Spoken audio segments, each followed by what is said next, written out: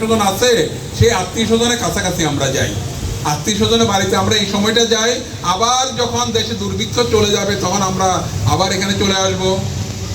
তখন সে বলল যে আমার তো কোনো আত্মীয় স্বজন নাই, আমার কোনো আত্মীয় স্বজন নাই, যদি থাকেও তারা অনেক দূরে আছে।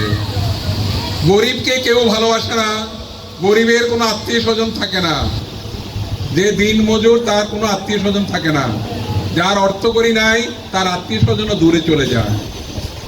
এই বন্ধু মহন্তি বলল যে আমার তো কোনো আত্মীয় স্বজন নাই, তবে আমার একজন বন্ধু আছে, আমার একজন বন্ধু আছে, যদি আমরা বন্ধুর শরণাপন্ন হতে পারি তাহলে আমাদের আর অভাব থাকবে না।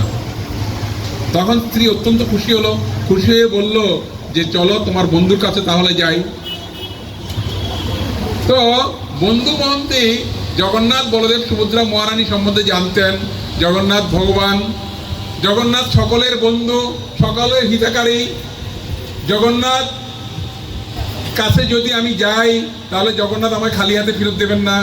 আর আমার জীবনে আমি জগন্নাথকে কোনোদিন দর্শন করতে পারি নাই, আমি যদি সুযোগ পাই একবার জগন্নাথ বলদেব সুভদ্রা মহারানীকে দর্শন করব। যেহেতু স্ত্রী অনুমতি দিয়েছে চলো যাই তোমার বন্ধুর কাছে, তাহলে আমি আমার এবার সৌভাগ্য, আমি জগন্নাথকে দর্শন করতে যাব।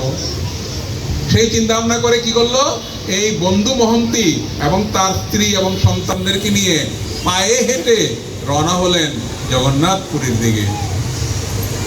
তারা হাঁটতে হাঁটতে 4 দিন সময় লেগে গেল। 4 দিন সময় পরে তারা জগন্নাথপুরীতে আসলো। জগন্নাথপুরীতে এসে সিংহদ্বার দিয়ে যখন ঢুকতে গেল, কিন্তু সিংহদ্বার দিয়ে ঢুকতে পারতেছিল না, এত ভিড় ছিল, সিংহদ্বারে এত ভিড় ছিল যে তারা আর এই সিংহদ্বার দিয়ে ঢুকতে পারছিল না।